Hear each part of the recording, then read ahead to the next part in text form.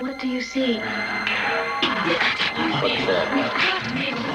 Karen. The Howling. Somewhere in this city, in this human jungle, it begins. Just try. He's right there. What do you see? What's there, Karen? What do you see, Karen? What's there? Somewhere in these woods, in this primal, sensuous, secret place, lies an experience too terrifying for words.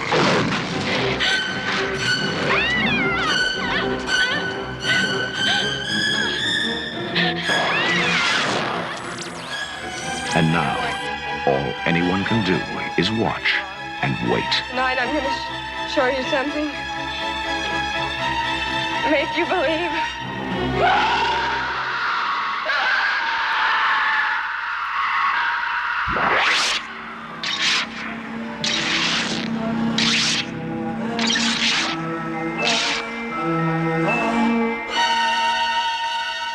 The Howling.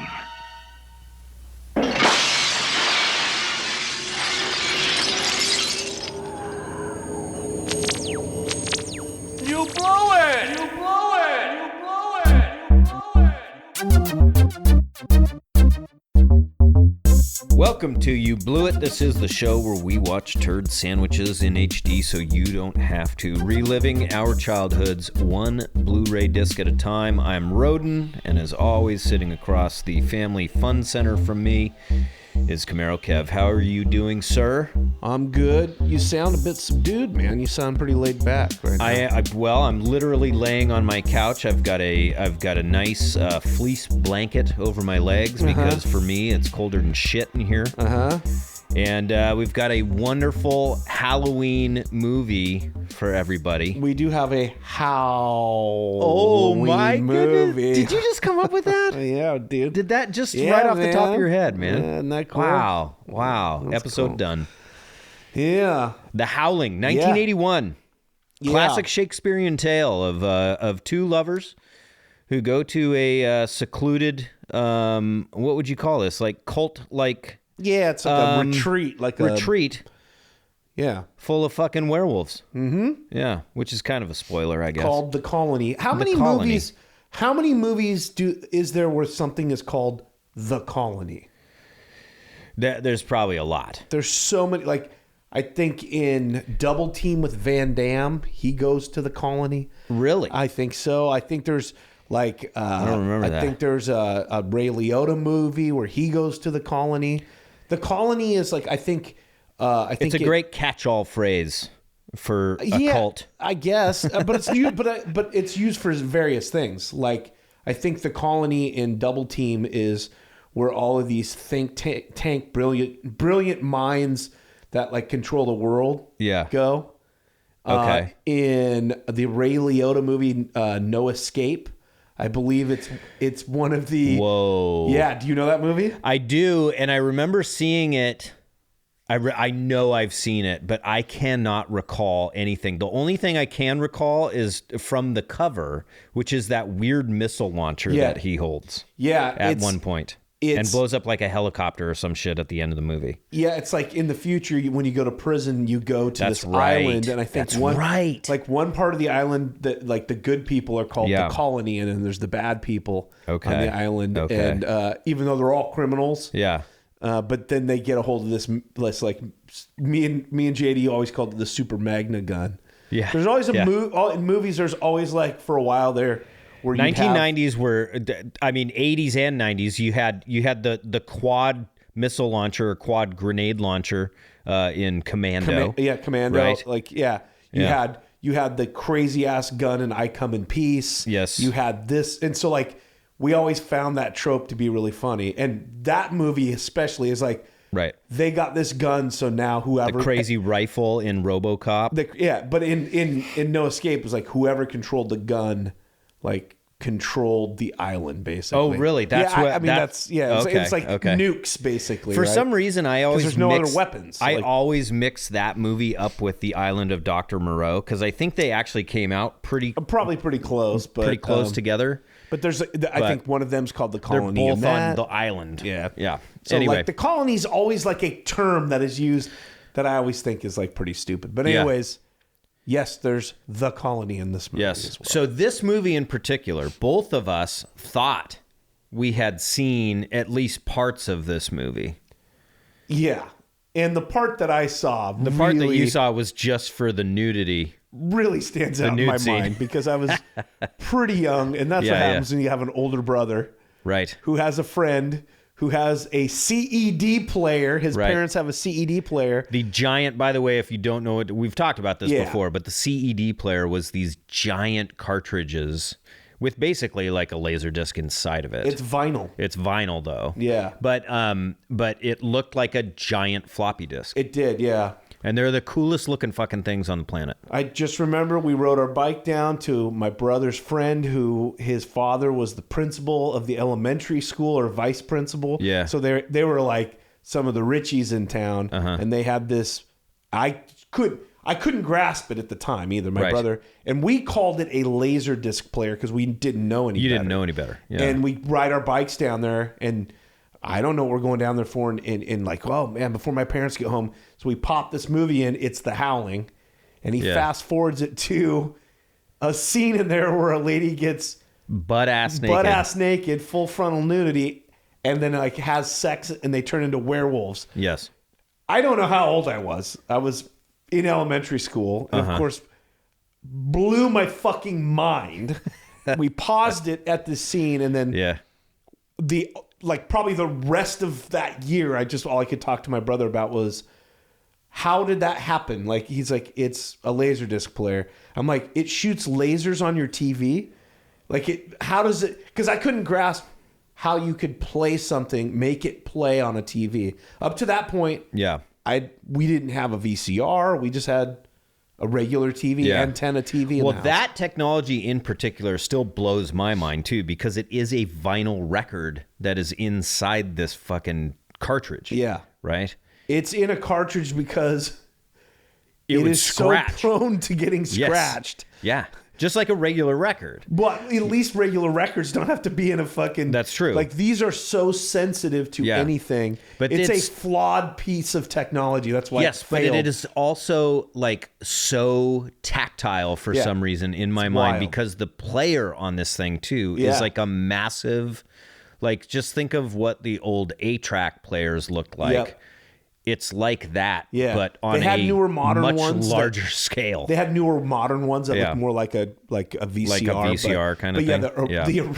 The original one was... And they were so heavy. Yes. They were so heavy. These things were like at least 50 pounds. I swear to God. But the stupider thing about them was much like Laserdisc, you had to flip them over. Yes. But the way you do it is you had to put the cartridge back in, take it out, flip the whole thing over, put the cartridge back in, and then you took the cartridge back out, and that's when you played it. Yeah, because the cartridge would slip off of the disc. Yeah. So you'd slip it in, it would pull the disc out of the cartridge. Basically, the cartridge is just so you don't touch it with your fingers. It's a caddy, is what you call it. Yeah, so you don't. Yeah, so you don't get your dick skinners all over. Oh, it's so cool though. It's really cool. So fucking cool. It's really cool. Yeah, I just love how many pieces there are just to watch a movie. Just to watch a goddamn movie and poorly watch it. Because these things on these things you could, and you were explaining this to me too, and I had forgotten about this because it is vinyl. You could pause this and it'd be completely clear. I don't know if it was completely clear. Well, it'd be clear enough where you could, examine the nude female body of an actress. And back in the day, with some clarity, especially at that time, if you paused a VHS cassette without fuzz bands going across the screen, and then Laserdisc you couldn't unless it was like. But I don't want to get into. But either way. That is what, and I knew the name of the movie for the rest of my life for this 5 minutes of watching that one scene. Yes. But I had never seen the entire movie. I'd never seen the entire movie either. I think I'd seen some of the clips of like the actual werewolf. Yeah. But I always thought I had seen bits and pieces of this, but I think I was getting this movie mixed up with one of the Pumpkinhead movies, which was extremely boring. Yeah. And and so I just kind of always wrote this one off. But this has like kind of this movie has a major cult following because of the transition scene, like the werewolf transition scene is like super duper famous for good fucking reason too. It is phenomenal. Well, like, I was blown away by this movie, man. Yeah, the effects are fucking awesome. The budget for this movie was $1.5 million, according to Wikipedia, in 1981. And like, I mean, the actors must have just been paid a pittance on this movie because all of that had to have gone to film and fucking special effects. Yeah. Because like, I mean, it's really good for that time. Yeah. For that era. For sure. Really good. It's really well done. You know, it's funny because at this time, at this period of time where you were talking about American Werewolf in Paris, right? Which came out in the 90s, right? Well, that one was, that was the sequel to American Werewolf in London. And the John Landis movie, American Werewolf in London, like that one too had a really, really highly regarded werewolf transition scene as well. Well, and that's why I'm bringing it up because that one kind of got all of the juice, right? It did. Like, I don't know what year that was. It must have been later. That movie was really celebrated, and to the point where Michael Jackson hired John Landis to do the Thriller video. Yep. And I remember many, many years later, like after all this, and bringing up the Howling. American Werewolf in London was also 1981. Okay, so I thought that this was a sort of like two competing things, but one of them kind of... It's funny, like this guy Joe Dante. Did he do one of the volcano movies? Remember when there was like the year like two volcano movies came out? Like Dante's there was Peak. Volcano and Dante's Peak. Did he do one of those movies? It would be stupid if he did Dante's Peak. Yeah, but, right. Like, that would be. I named it after myself. Yeah. But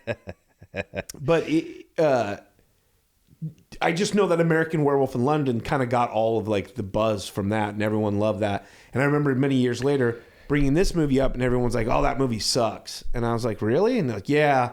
And it may have been JD back in the day because he really loves American Werewolf in London. Guess what movie he made? Interspace.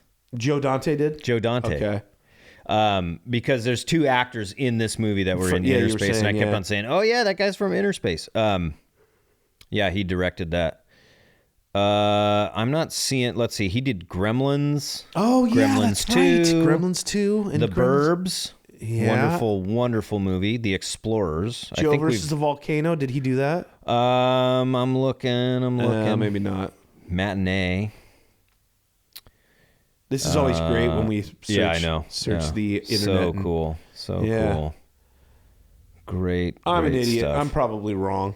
Yeah, I'm not seeing it on this list. But anyways, it wasn't until many, many, many years later, like when the internet comes along and people start like basically going like, look, it was lower budget. It didn't have the kind of pomp and circumstance that American Werewolf in London did. It didn't have as big of a director or actors or anything like that.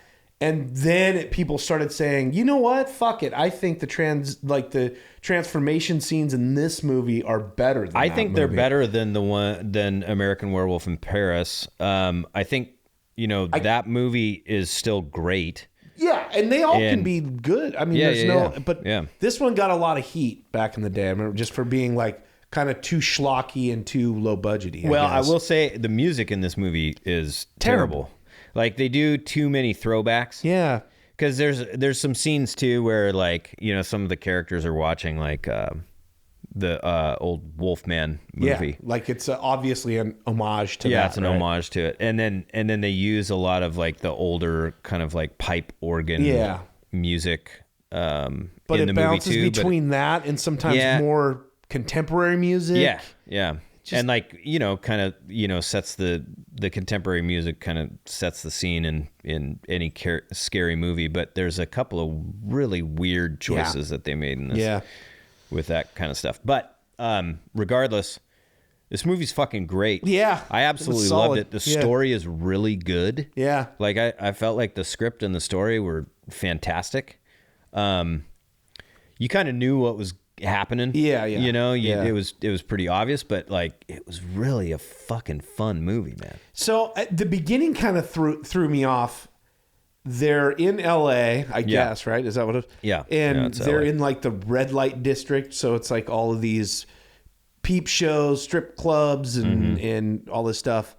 And they kind of throw you right into it that the main character, Karen, is... I guess she's an anchor. She's a reporter or something like that. Reporter / anchor for the local news. I think she's an investigative reporter, but she shows up on the news frequently because people continually kind of recognize her as the TV lady. In like a situation where there's, I guess she's tracking down a serial killer. That's what I was like. This is such bullshit. By the way that this is set up, like. Right. So you kind of get thrown in that she's being baited so they can, or she's bait for them to catch this serial killer. Right. So she's working with the cops and the TV stations. She's wired up. She's wired up. She's down there because this serial killer says, I want to come meet you, but only you alone. Right. And of course, her boss is pushing her to do it. Yeah, her news director or whatever is pushing her to do it, and her husband finds out about it. Or husband or fiance? I think it's husband. I think it was they were when they made this movie. Oh yeah, okay, right. You're right. We saw the interview with they were engaged. in real life fiance. In real life, yeah, that's right. So he finds out and is kind of pissed. Like, what are you doing here? And then so it's like, no. She knows what she's doing. So she ends up. This serial killer shows up. Or he calls on the phone and says, meet me at this place. Yeah. And so she goes to like a fucking, what do you call that? Like an adult arcade where you can like go into a booth and like watch a porno movie. Yeah, you put in quarters and you can, it's like the old Lusty Lady. Yeah. But back in the day where it was like actually films are. Yeah. So she goes into this and then the guy's waiting for her, name's Eddie. Right? The guy's name is Eddie. Yeah, and didn't also like Eddie Quincy or something like that. The cops lost. They couldn't get the signal because all of the neon signs were interrupting the signal. And so her husband's like, "Are you fucking kidding me?" And it's like, "No. There's enough police down there. Yeah, they won't lose track of her." Well, right. Of course, they lose track of her. Yeah, and so something's happening in the dark. Like the guy's like super creepy. Like comes up behind her when she's watching this like basically like a rape movie or something, or a snuff film almost. And the dude is like talking about it like, yeah, she, like she liked it or something like that. It really kind of gross. Really gross. And then he is like, I will make you like, you'll love it. Like, I'll make you feel all these like feelings and stuff like that. Oh yeah, he's like, and she's kind of like entranced for a second. Yeah, she's like hypnotized. And almost. Then he's like, his voice gets like super deep, and he's like, turn around and look at me. And then you can't see him, but you obviously the dude is like transitioning into werewolf or something. Yeah. And then the cops show up and they just shoot through the door. Yeah, like the closed door. Yeah, and because they hear her, she's trying to scream, she can't, but then she eventually does. Yeah. And they come in there, and this cop shoots him. Right, shoots him dead. And so she's obviously she's got some PTSD because of this. Big time, yeah. She's talking to. They put her back on air like after all this happens, and like because her boss is a really great guy. Yeah, of course.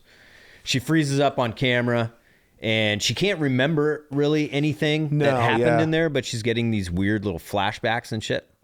And so they send her to a therapist. Well, we should also say that they set the therapist up before because... Oh, that's right. He's got his own TV show. Yeah, and or he's at least a frequent like guest on the news or whatever. But or I think a talk show. I think it was a like talk show. More I think of you're like right. a talk show. And it was basically he has these theories of the beast inside of man and being control of the the more animalistic parts of our human beings. And I can't remember if they were also kind of going to him to be kind of because to talk about the serial killer as well, like getting into the mind of this killer or whatever. Yeah, that's exactly what was happening.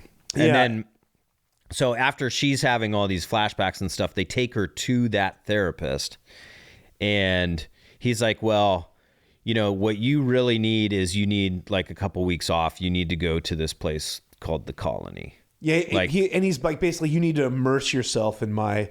Right. In my... you just need to chill out. In my process or whatever, right? Like, join us at the Colony, and I'll fix whatever's going on. It's up on the ocean. Yeah, up north. It's going to be great. You're going to be super chill. Weird thing about this dude's office, he's just got a fucking rifle. Just like a modern rifle just leaning up in the corner next to the window. Nothing really comes of that either. No. It's just a throwaway. It's just back there for some reason, like it's just regular office, and there's a gun. Yeah, there's just a gun. I mean, that's what you did in 1981 in downtown LA. I guess so, yeah. Basically at the broadcast center. Yeah. You know, for the local station. So she and her husband go up to the Colony. Yep. Meanwhile, two other reporters are like go into like this guy's apartment, the dude that is supposedly dead, Eddie Quincy, right? Yeah. The serial killer. And they find all these like drawings and everything like that of like weird like hairy people and hairy faces and stuff like that. Yeah. And these odd what would you call them? Like sculptures, like made of bones? Yeah. And then also like sketches of like human skulls. Yeah, right. Like in various patterns of like transitioning into other creatures and shit like that. Oh, and they take those drawings too to the therapist, and the therapist guy is like, odd. Killers aren't usually good artists. Yeah, he explains that like whatever portion of the brain that, you know, drives them to do what they do usually is all used up. Yeah. So they can't do art. They can't do art. Yeah. Well, it's like, okay.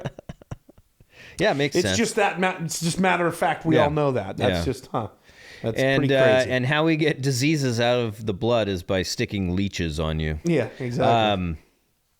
So they go up to the Colony, and everybody's like having like a hoedown on the beach. It's bizarre. Like, this was weird to me too. Like, they're supposed to be in like Hicksville. Yeah. You know, it's like, oh, it's small town, right? Northern California on the beach with forests, right? And I think they're trying to make them look like country bumpkins in a way, but it's just really bizarre because they're down on the beach. Yeah. They're doing like a barbecue, and they act really weird, like oh, you know, this is, and then there's like not folk music, bluegrass. It's I don't know, like country music, country bluegrass, like band on. It's weird. Yeah. And it's meant to be. It's supposed to be like, oh boy, look what we're getting into. This is it's very cultish. Like that's what like I instantly got like cult vibes from it. You know, it's like, and that's what it is. Yeah. There's like an old guy acting strange, and he's all like, drunk, and he's looking at everybody who's pairing up. Like some people are making out on the beach and shit, and he's just like, just seems like kind of lonely. And then he mentions like his teeth, he can't do anything with his teeth. They anymore. ache, and then so old. He wants to jump in the fire and kill himself. Right. And the doc's like, no, and takes him off. Meanwhile, this witch-looking lady who's very Angelina Jolie-esque. Yes, very much so. Who's wearing like leathers and like, what are those, teeth or claws? Like a claw necklace or... Yeah. And the husband bumps into her, and she's already just like, basically like, let's go someplace and bone. Yeah. That's like basic. She's like, hands him a drink and says, starts talking, and he said, I'm looking for my wife. And she said, what? She goes, why? And then he walks off her and finds her or whatever. Yeah. And if you're a kid watching this movie too, you're like, that woman's getting naked. Yeah, and at some point in this movie, that woman will be fully nude. And also, if you're a kid like me, I would be terrified of her. Like, she's so, like, to me, these kind of characters in movies like this when I was younger, where it'd be like an attractive, strong, confident, evil, but like very clearly evil, scared the shit out of me when I was a kid. Because I always knew, like, they're attractive, but they're up to no good. Get away from her. Like, you know. She's a harlot. Yeah. But also I kind of like it. Yeah. I don't understand these feelings. I don't know why I'm feeling this way. I don't understand these feelings. Yeah. So you're introduced to all these wacky weirdos in this, like, this hoedown. And she's got a brother that's, like, super creepo. Yeah. He's always wearing a fur vest. And licking his lips and shit. Yeah. You always knew the creeps that were, you know, the guys that were meant to be the creeps in the movie because they're always just like lick their lips. Yeah, like lick their teeth. Gross, dude. Do something gross. Does anybody ever do that in real life? So, man. I don't think so either. I think it's a movie trope. You know what I just found out? What's that? The actor Christopher Stone, who plays the husband in this movie, like, I was just looking at how long they were married, and they were only married. Dee Wallace, who plays Karen White, who is the mother in E.T. Mother in E.T., yeah. So her and Christopher Stone were engaged when they first started this movie, and they were married in 1980, and they were married till 1995. And I was like, oh man, she must have been married a lot. But it turns out Christopher Stone died in 1995. Really? Yeah. So that's kind of sad. That is sad. Yeah. And like, everybody in this movie, you will recognize. Oh yeah, it's like, it's a veritable cornucopia of, like, tons of character actors. 80s actors, man. Yeah, tons. Yeah. So they've got their own bungalow out in the forest, kind of. Yep. All of these bungalows are quite a ways away from each other, but out in the forest. So you can have the solitude to be with your thoughts and all this shit. And it's very clear that there are creatures in these forests. Yeah, a lot of noises happening. That's right. A lot of howling going on. Yes. So because of the drawings that the other two people at the station, like the reporter and the producer or whatever, who are also a couple, they decide to go to this, like, bookstore of the occult and whatnot.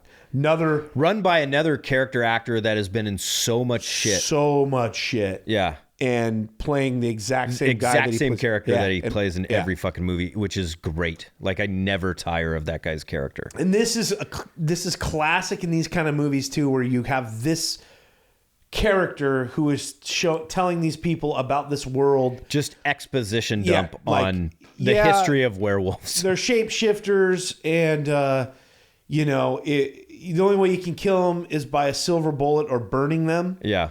And then also, if you cut, like, a arm off, it'll grow back.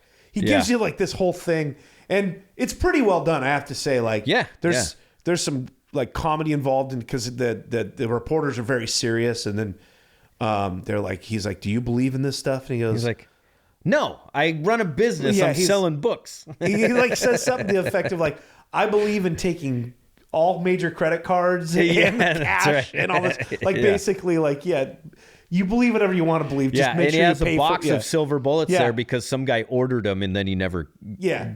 Some nut came in, and here they are. I'm stuck with these silver bullets. Good thing he has a whole thing of silver bullets. Right. Comes into play later on in the movie. So that they kind of are just, they're interested in the stuff, but they don't believe it, right? Like, they kind of go and, okay, whatever, that's kind of silly or all this stuff, right? So she continues to get these, like, therapy sessions. I didn't quite understand the whole hunting thing.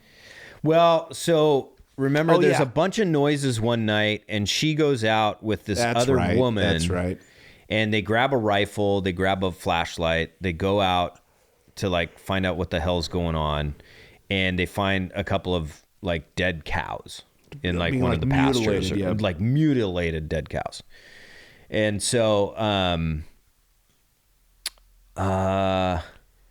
what happens after that? Well, I can't remember. So the sheriff and someone they bump into them and they're like, yeah, this has been going on. And we're trying to figure out what. Sheriff played by Slim Pickens, by the way. Slim Pickens, who also another actor who plays the same character in everything that he's in. Yep. Which I never tire of.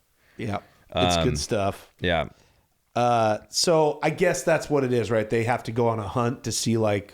Well, yeah. So then the group of guys, along with the sheriff, go out the next day, during the day, to try to find this wolf that they are saying, attacked these. And the husband goes along with them. Yes. Yeah.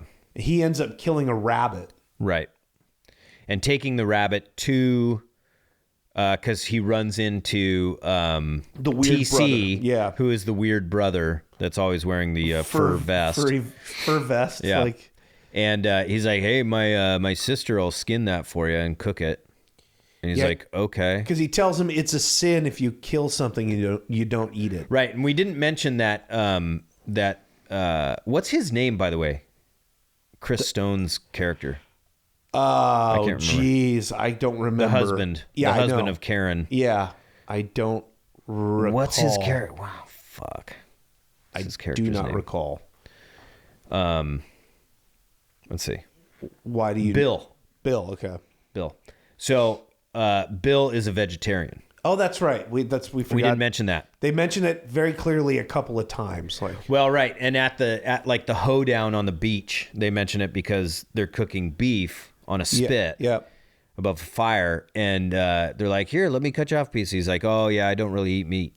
Yeah. And so so that's why TC says, well, you don't eat meat, like it's a sin if you kill something and you don't eat it. That's right. Yeah. So he takes it up to the leather clad woman's house. By the way, I kind of feel that way when he comes out. He goes like, what do I do with this? And I'm like, why'd you fucking shoot it? Yeah, why'd you shoot it in the first place? Like, what's the point of being a vegetarian if you're like, yeah, I'll just kill something. That's fine. There's like, it's a rabbit. Like I guess they kind of set it up where he was kind of excited to see if he could. Because he'd never gone hunting before. These guys are like bringing him along with them and show him how to use a gun and whatever. But like shoot a fucking stump or something or a target. Right. So he ends up shooting this bunny, and then all the guys are like, "Oh, you said he never hunted before, ha ha."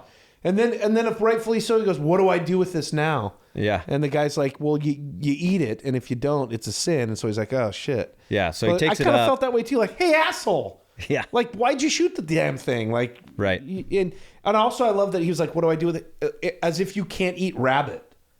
Like, was that like not a known thing that like. Oh, I see what you're saying. What I mean? Like, he was like, what do I do with this? Yeah. It's like, well, you can eat rabbit. I mean, it's a pretty well-known thing. Like, I don't know. Sure. Didn't it seem odd? Yes. Yeah, totally. I mean, they had to set up to get him into the fucking cabin with that woman. Exactly. Like for the plot. Yeah. Yeah. Who by the name, her name is Marcia Quist. Yeah, that's right. And the sister. He goes to her house to get this rabbit cooked. And then it's like, oh shit, it's that woman that, do you think that he knew? Oh yeah. He did know. Yes. Yeah. Because they were introduced on the beach. Like they were introduced as brother and sister. Okay. I'm pretty sure. I recall that. Okay. Yeah. And then so he goes up there and she's all like, sexily like cutting this rabbit into pieces and skinning it. She like throws stuff. the tail at him. She yeah. whacks it off and then throws it and at then him. Like approaches him and she's like, I'll cook this later. And then just starts to fucking make out with him. Yeah. Right. And he pushes her off. Obviously, dude's coming back. Yeah, he's all point. He's like, oh, like, doesn't push off, like, whoa, what am I doing? Yeah. Here's the thing. Did she kind of bite him too or something?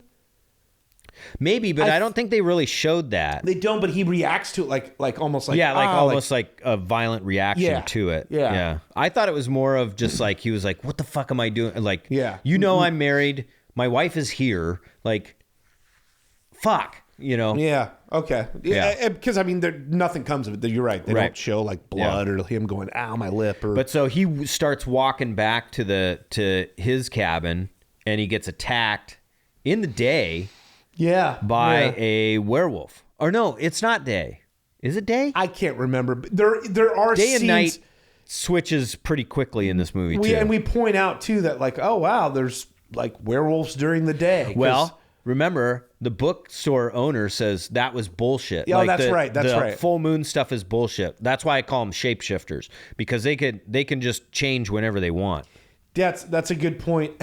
Which, and in a long line of in vampire movies where each movie adds their own kind of folklore or myth. Right. Good on them on that one. Yeah, no Good shit, right? I thought it was fucking great. Yeah.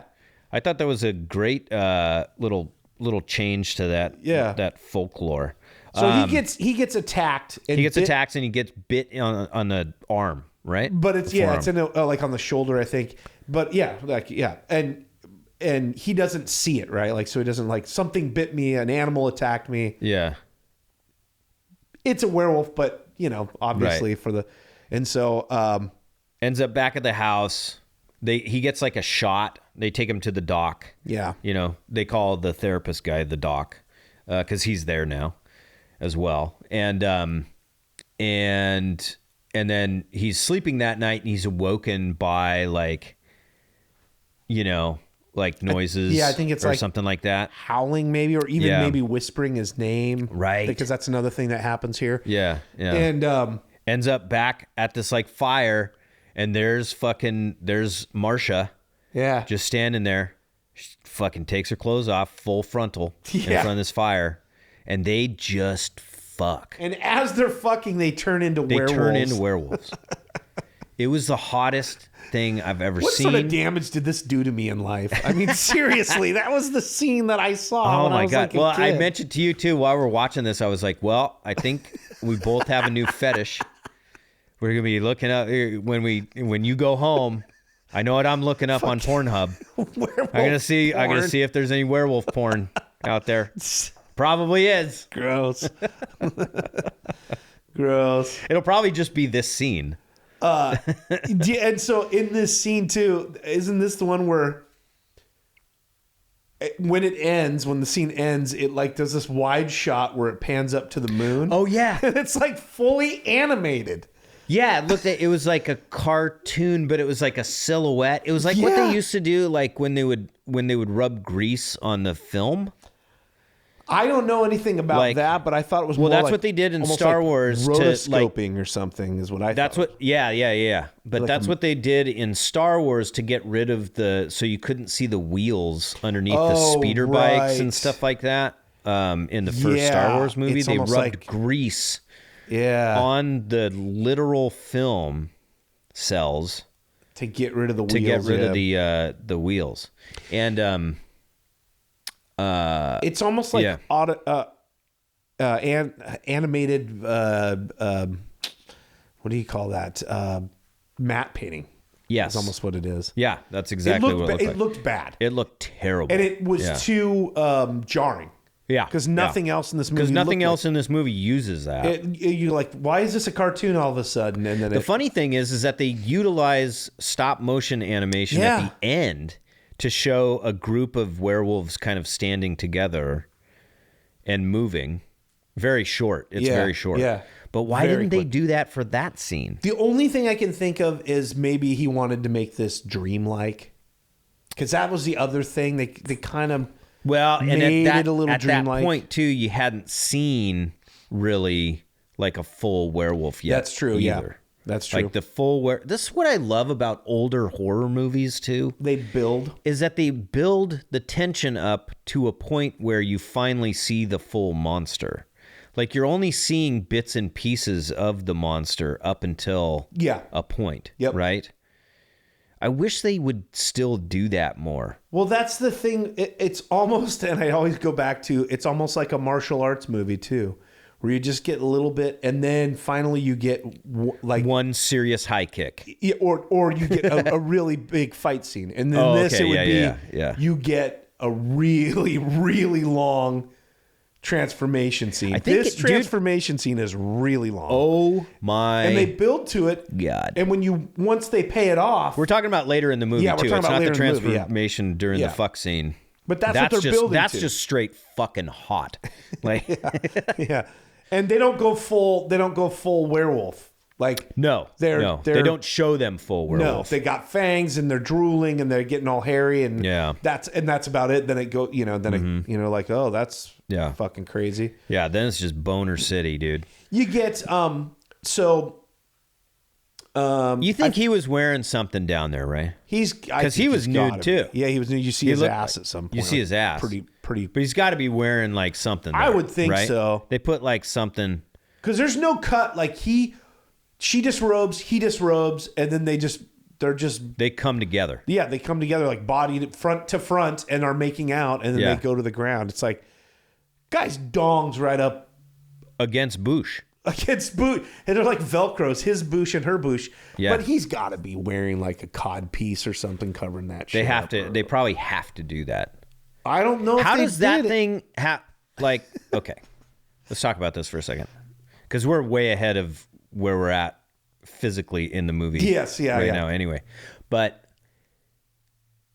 think of yourself doing a scene like that with a woman that is just drop dead gorgeous. Do you think like you'd get a boner?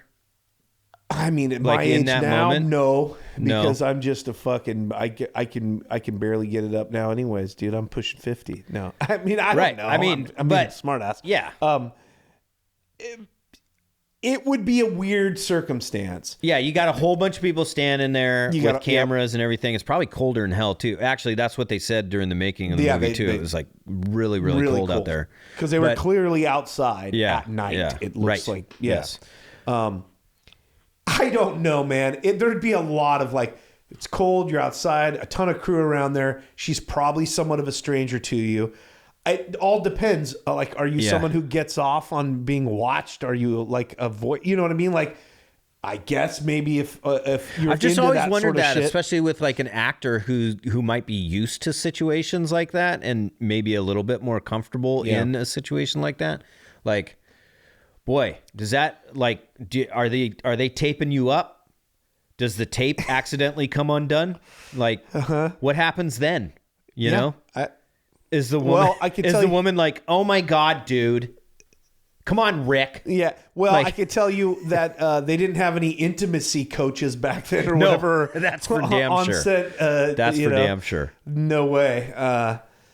Yeah. I could just picture myself being in a situation like that where, because they're like literally rolling around. She's rolling around on top of him. Yeah. Right. Yeah.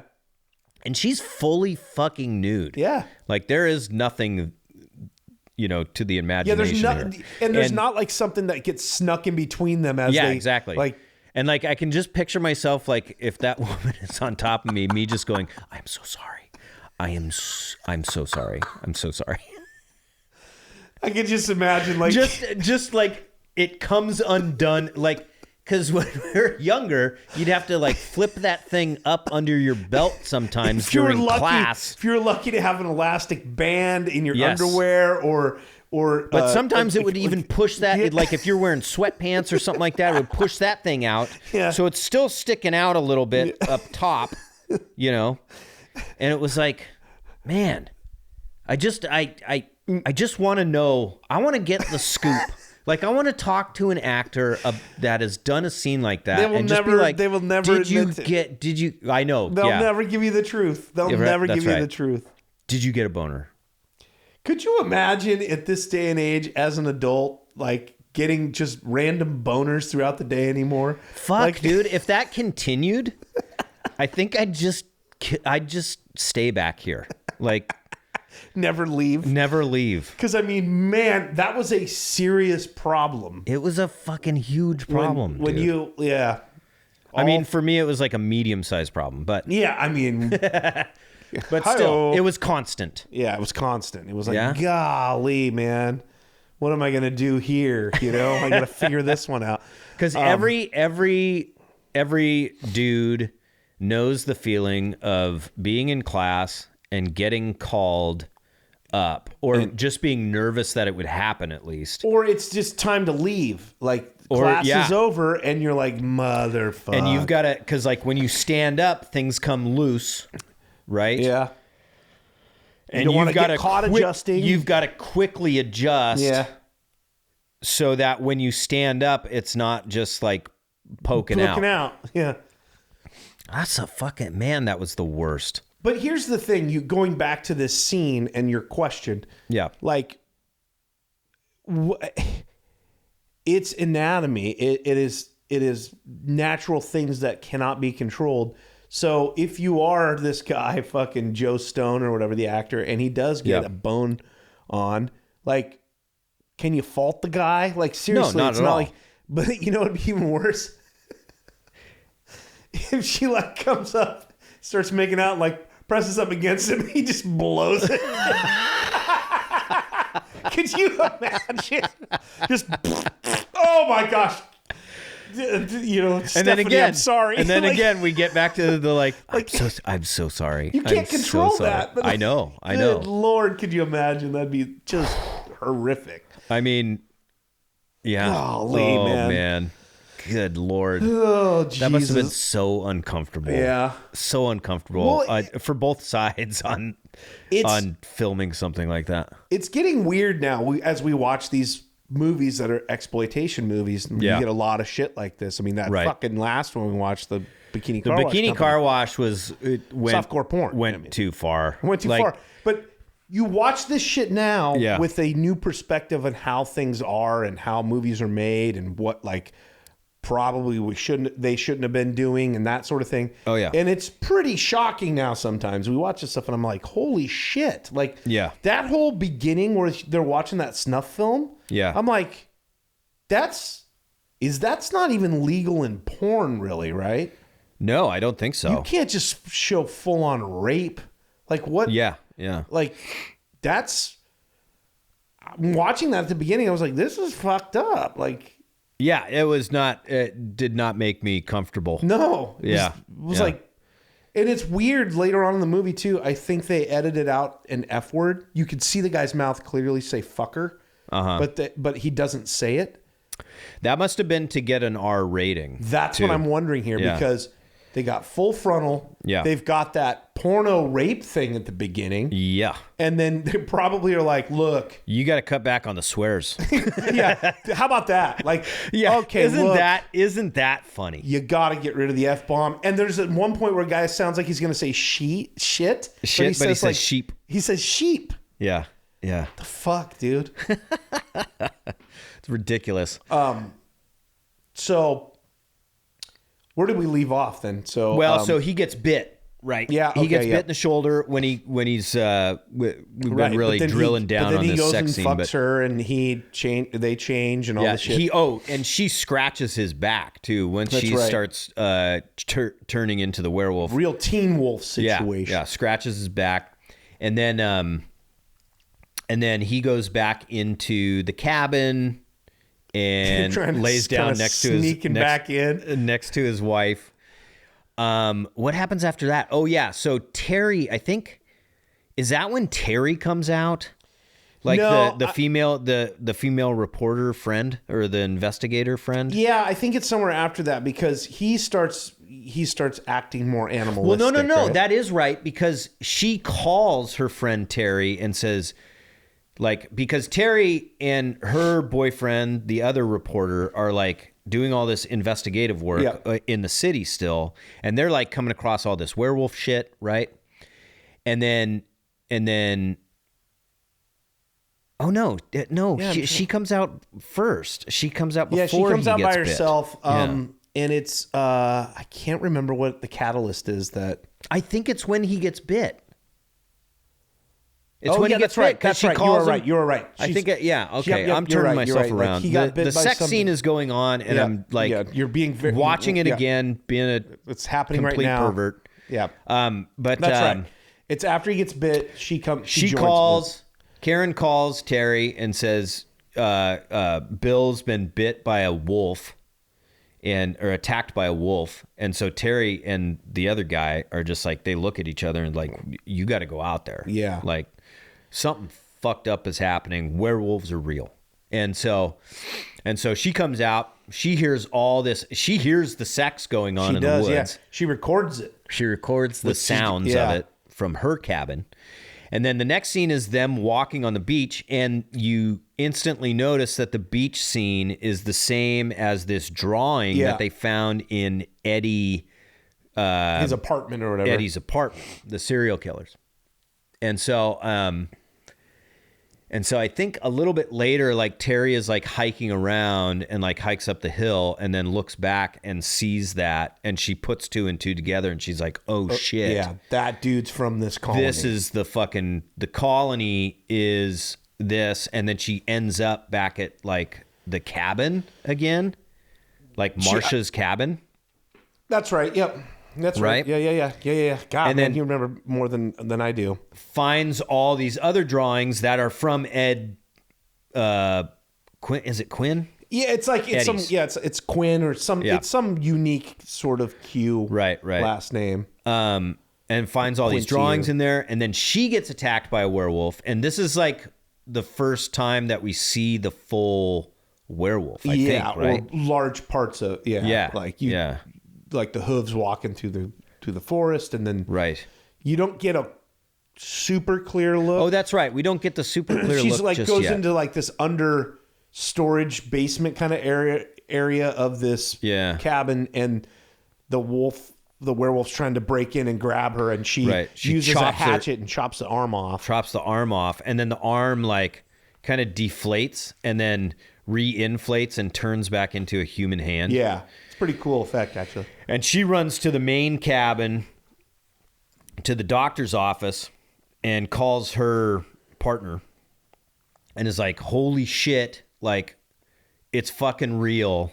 It's here. And then her partner's like, is there a file cabinet in that office that you're in? Look for Eddie Quinn's file.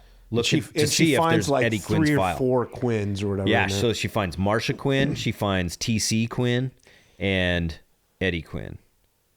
And then she pulls this file out, and then that's when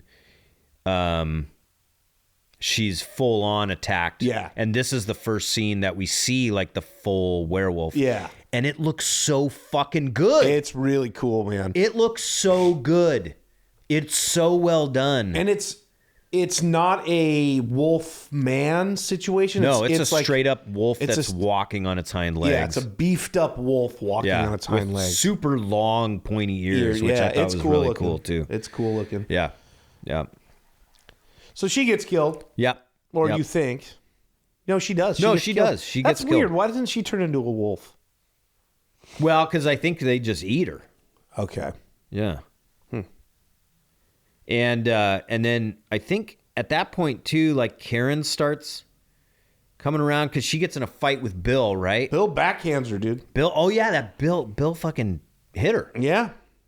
Because he's getting all horny. He's all horned up. Well, he's all animalistic. He's a fucking werewolf now. So he's. This is my favorite line in this movie though, because she accuses him. She's like, "You were with that Marsha woman. You've been sleeping around, basically." And he goes, and he backhands her, and he's like, "How dare you? Like, that didn't happen, blah, blah, blah." And then he's like, he takes his shirt off, and he's got these scratches on his back. Well, that happens before he backhands her. Well, but then when he's changing, she's like, "Where'd you get those scratches on your back?" And he's like, "Oh, it must have been when I got attacked." And she's like, "You didn't have that when you got attacked." And then does he hit her? Yeah. I think he hits her after that. I don't know what exactly sets him off. But then he goes, you don't know what it's like. You don't know what it's like. You don't know what it's like, because that's right. Like, it's like, she's really hot. He's like, you're really getting paranoid. He says that at some point to her. Yeah. And then he folds pretty quick, though. Yeah, he on does. that whole lie. He's like, He's like, I can't keep this up. He's like, she's hot, honey. Yeah. Did you see her? Did you see her? She's wearing all leathers. Obviously, you didn't see her with her fucking leather off. Cleavage out to here. Yeah. Tooth necklaces. She's got tooth necklace, hun. What do you want me to do? I had to fuck her. Oh, man. So, and then she runs. Where does she go? Oh, she packs up, right? Yeah, at she's that like, point. I'm out of here. She's like, fuck this. I'm getting out of here. And I think that's when she's going to find Terry or whatever. Yeah, she's looking for Terry. She ends up in the doc's office. And she comes across, like, something that's covered up with sheet. She pulls the sheet off, and it's fucking Terry's lifeless, bit up body. And she doesn't have torn apart body. Much of a reaction to it. Actually. No, yeah, she does. She's very calm. And she like covers it back up. It was like one of the worst, like her reaction in the end of this movie to everything that's going on is really kind of took me out of it a little bit. Yeah, I think with that scene in particular, I think she didn't want to make noise was maybe what it was. Yeah, but the look on her face too was like, oh, yeah, almost, But then who shows up in the doctor's office? It's fucking Eddie Quist. Yeah. Or Quirst. Quist. That's right. Was it Quist? Yeah, it was Quist. Yeah, it's Quist. Yeah. Eddie Quist, the serial killer. And she instantly recognizes him. Yeah. And he's got two bullet holes in his head. Yeah. And he comes in, once again, another actor that you have seen in so many different things. I think he was in Star Trek Deep Space Nine as well. Yeah. That's he was also in Inner Space. Yep. What we forgot, another plot point was they went to the coroner's office to check Eddie's body. Yeah, Terry and her partner went.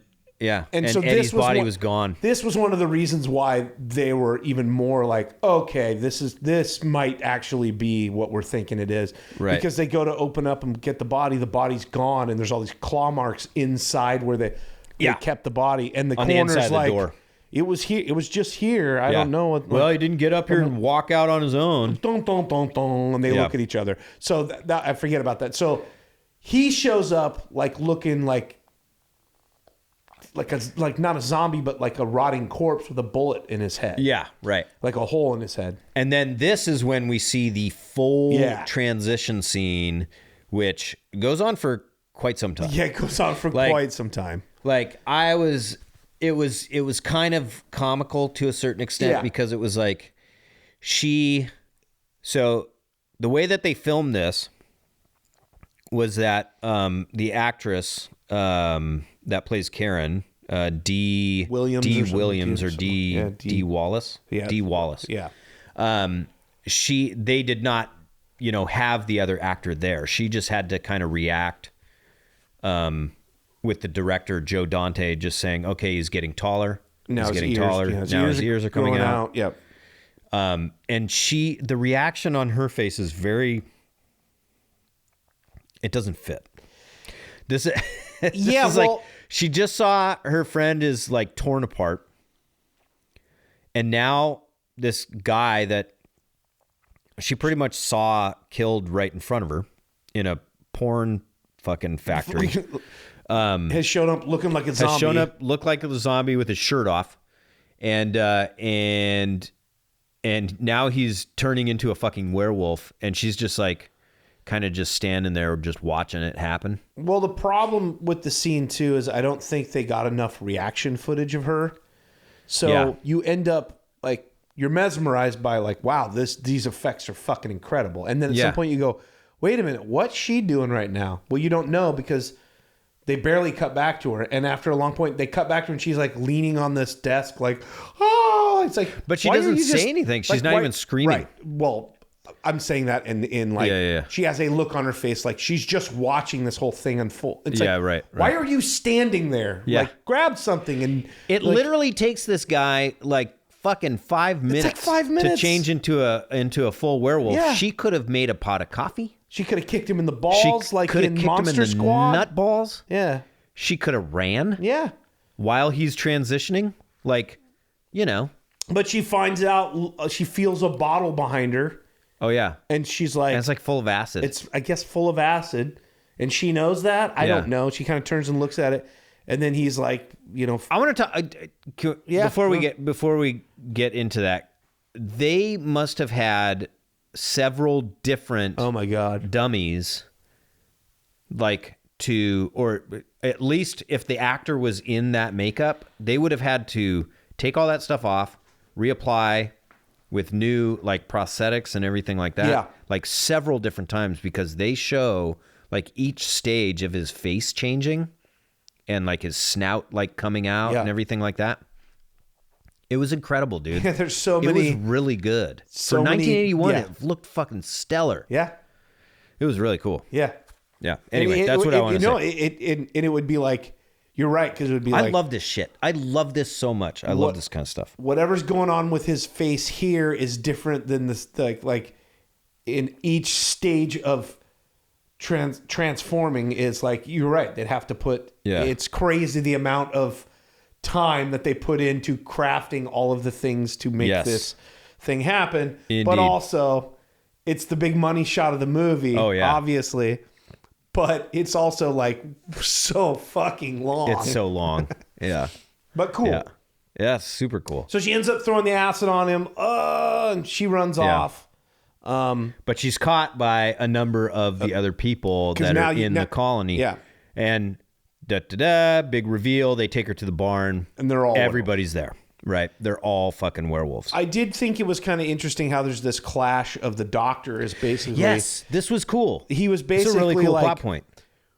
We need to hide ourselves from... Like, integrate into society. Yeah. And then we can feed when we need to. Yeah. And the his thing too was like we feed on cattle, basically. Yeah. To keep us sustained. To keep us sustained and not reveal what we are. Yes. Yeah. And the old guy who was wanting to kill himself is like, wow, we need to go back to the old ways and all this stuff. Yeah. And Marcia kind of agrees with the old guy, right? Yeah. So you have she doesn't like the doctor's she doesn't like the view doctor's on this shit.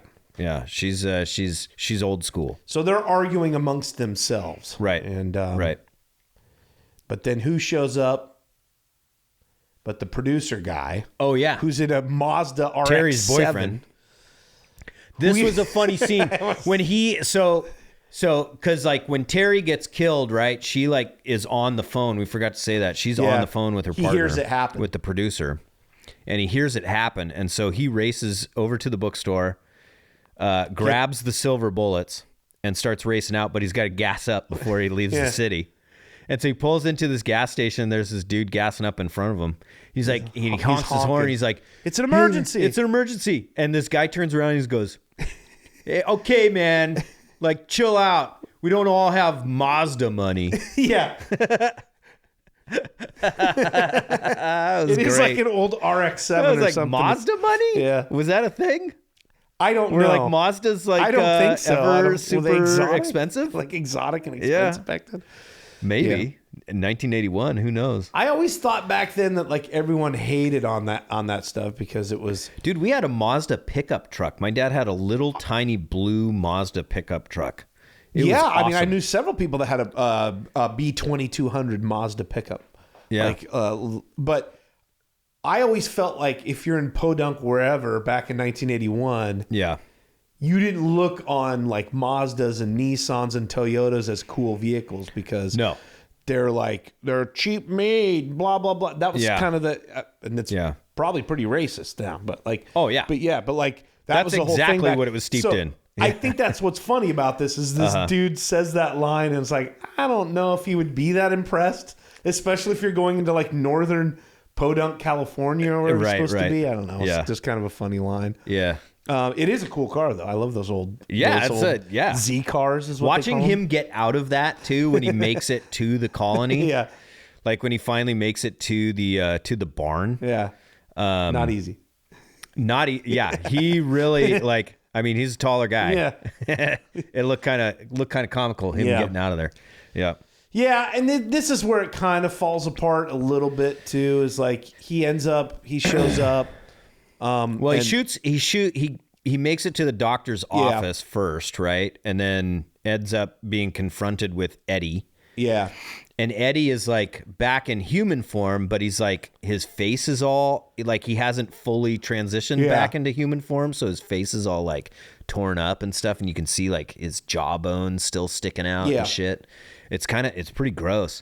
But he shoots him with a silver bullet, right? Kills him. Yeah, I do like the scene too in the way that Eddie goes, "Oh, you've got a gun," and he gives the gun back to him. Yeah, he's like, "Shoot me right here." It doesn't do anything. And he starts changing into a werewolf again, and starts walking closer to him, and then he gets shot and he dies. Yeah, he's just like Hey. Oh, maybe his face was all fucked up because of the acid. Oh, the acid. Yeah, that's right. That's what it right. was. Yeah. Oh, Yeah. okay. That's cool.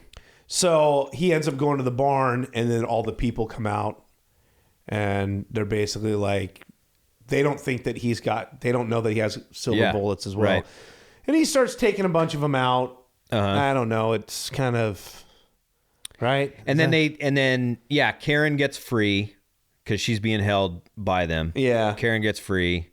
You get this big kind of, at that point before he shows up, the producer guy shows up, you get the big kind of expedition dump about. Yeah, about what we talked about. Or exposition dump. I said expedition. About like the infighting between the clan and stuff like that. And then I think they were going to because the doctor's like, well, we need to make this Karen is well known. Yeah, that's a good point. We need to make it look like this was an accident. We can't just fucking eat her. Yeah. So we need to he brings out a gas can. He's like, we put her in a car and we fucking blow the car up and we, run it off a cliff or whatever. Yeah. Yeah. Because throughout the movie, everyone does know. It's like, oh, you're that Newsly. Yeah. I love Everybody you. You're notices my second her. favorite news. Right. It's a running joke. And so that is pretty clever. We can't. Yeah. Like I said, dude, the script is well written. Yeah. It's pretty good. There is very little plot holes in this movie. Yeah. Very absolutely, few. Yeah. Very few. I don't think we've come up with maybe one. Yeah. And I don't even remember what it was. Yeah. Solid horror movie. Yeah. Solid horror movie. Yeah. The only plot hole in this movie, I remember it now. The only plot hole is whether or not the actor got a boner. That's it. Yep. That's the only thing. Yeah. So they get in the car, they drive off, they get stopped by the sheriff, who's also a werewolf. Well, they lock him in the barn, they light the barn on fire. They light the whole thing up, and then they light on fire. And you think they kill all these werewolves. But they're driving down the road, they're trying to escape, and then there's the sheriff, Slim Pickens, who is also a werewolf, and he starts shooting at him, and producer kills him. Kills him. The sheriff shoots the Mazda so many times that it explodes. Yeah. They jump in the cop's car, the sheriff's car, for whatever reason can't start now. Right. And you know why? Because American made. Yeah, there you go. And 5 or 6 werewolves are jumping, trying to get in and all this stuff. Right. Which is kind of stupid. Yeah, because it looked like they couldn't get out of the barn. And then they finally did because I guess so. I was like, don't they have superhuman human powers here? Well, that's the other thing. Yeah, that is a plot hole. It's like you've set up these creatures that are extremely strong. Yeah. And they can't break out of a fucking barn. Yeah. That's, made out of super old wood. But I guess they do because there's a bunch of them around this on this car. Yep. And then they finally get going down the road and there's one last werewolf. It's her husband. It's her husband. Bill. He's on the roof. Yep. Breaks into the car while they're driving, bites Karen on the shoulder, and then she shoots him in the head.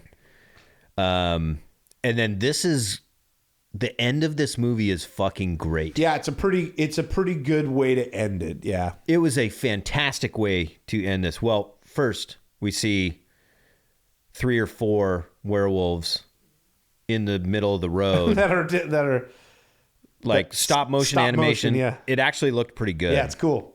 But see, the reason it looked so good is because they kept it really short. Yep. And then fast forward. So basically saying they didn't get them. Yeah. There's still a bunch of them out. There's still a bunch of them out there. And so fast forward, they're in the studio. They're about to Karen's going to be sent or put back on air. Talking about, this fire and the colony. Because she was there. And this the fire is now turned into a forest fire. And they're talking about it on the news before she goes on air. And then her and the producer are back in this room and they're talking about it. And she's like, we have to let them know. And he's like, are you sure you want to do this? Yeah. And so she is going to turn into a werewolf live on camera to show that these things exist. Yeah. And she does, and she looks like a fucking Ewok. She does look like... Or she looks like a Pomeranian. No, I thought she looked like the Star Wars holiday special when Chewbacca goes to visit his family. Chewbacca's son. Yeah, she looks like Chewbacca's son. And her dickhead boss the whole time is like, if she freezes up, like cut it, and go to commercial or whatever. And then she starts saying like, you know, the beast in all of us and blah blah blah, and they're out. I don't know. She's saying like basically they're out there. Yeah, and it's real. And then he's like. And then it cuts to like all these people that are like watching the TV, like watching it happen and stuff. But also remember this. So she changes or whatever, and then dude pulls out his rifle and shoots her, kills her, and they go to commercial. And then it cuts to a bar, like which is a pretty good scene. There's like this super drunk. There's a bunch of a line of dudes like sitting at this bar, and one guy goes with an oldie sign in the background. Yeah, it's great. Yeah, this one guy's like, "Oh yeah, that's all. Man, special effects these days are getting real good." And which is kind of a funny comment on the movie itself. Totally. Yeah. And then this other guy sitting next to him goes, "Nah, that was real, man. She turned into a werewolf." Then she got killed. No, his delivery is great. He goes, "No, I mean, she turned into a werewolf. They shot her. I mean, that's he was like, no, that's." And then the other guy goes, "Nah, man, you're just wasted." And he's like, "Still doesn't make it not true." And then it's like a guy comes up and orders he's like, "Can I get a beer and a burger for the lady?" Yeah. And then they pan over, and it's Marsha. How would the you hot chick. How would you like your burger? How do you like your burger? Rare. Cut scene. Yeah, they throw a big old thing of hamburger on the grill, and the credits start rolling. The credits start rolling, and it's fucking so good. It is so good. Yeah. Fucking 5 out of 5 Blu Its, man. Wow. 5 out of 5. This movie was fantastic. Wow. I am so annoyed at my younger self for not wanting to watch this movie. I don't know what turned me off from this. I'm telling you, dude, there was also a backlash towards the movie. I'm telling you, like American Werewolf in London, it makes sense now that they came out the same year. It overshadowed this.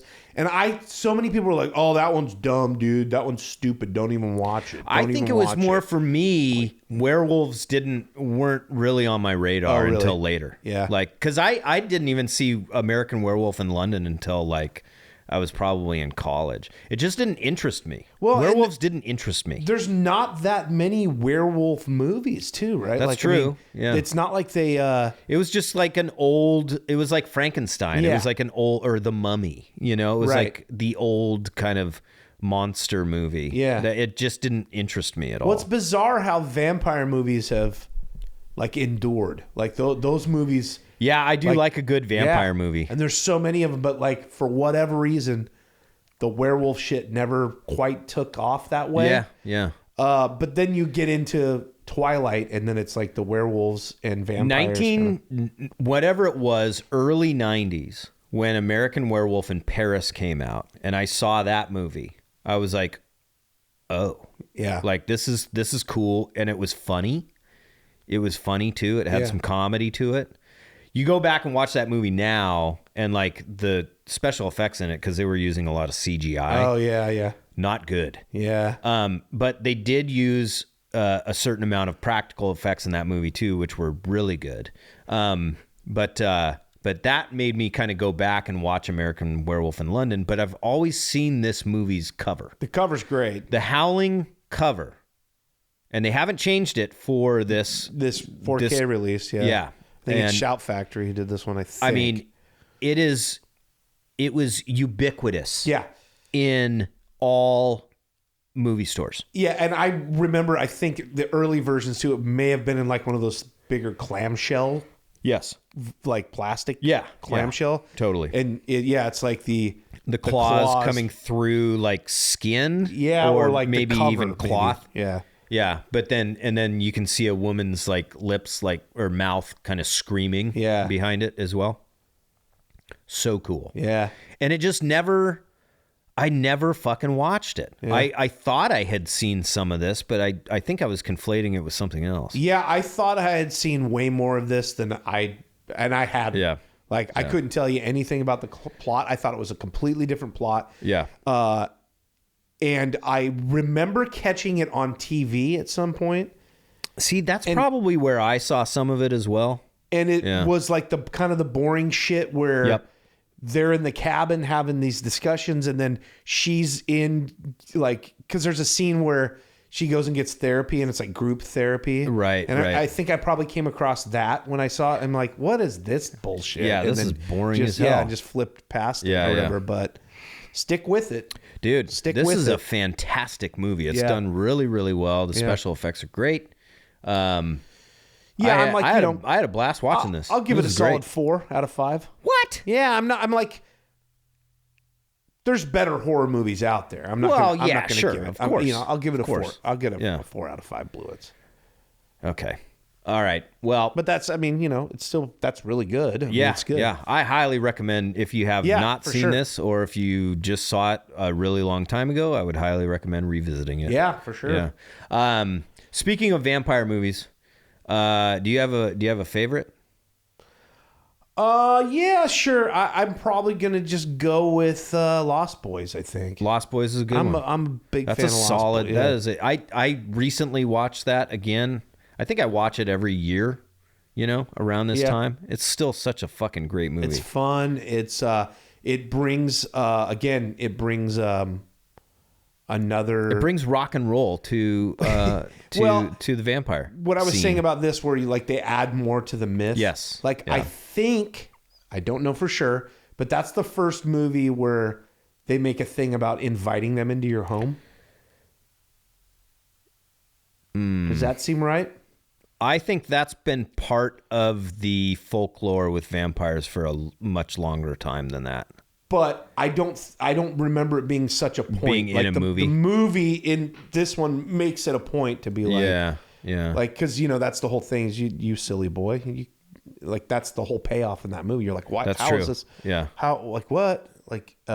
It renders you powerless. That's what he says. If you invite them into your home, it renders you powerless. Right? I liked in that movie with it's like, garlic doesn't do anything to us. Yeah. Those old tropes. Yeah. Like garlic or crucifix or something like that doesn't do anything.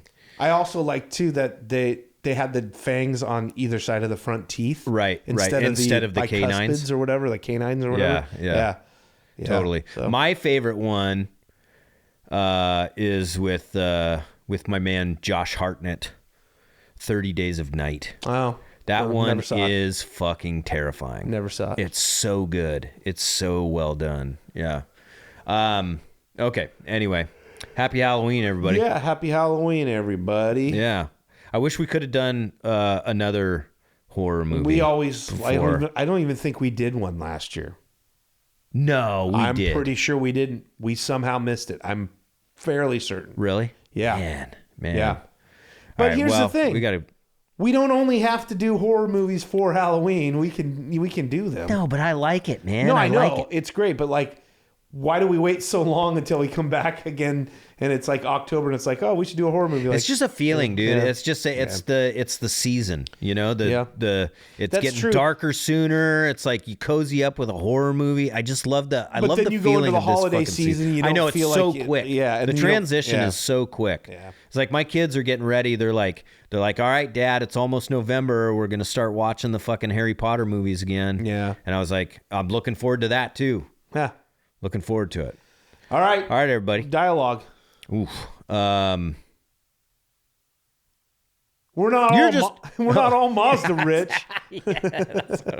Cut, print. Come on, take it easy, pal. Not all of us got enough money for a Mazda. Some of us have to work for a living. You know what I mean?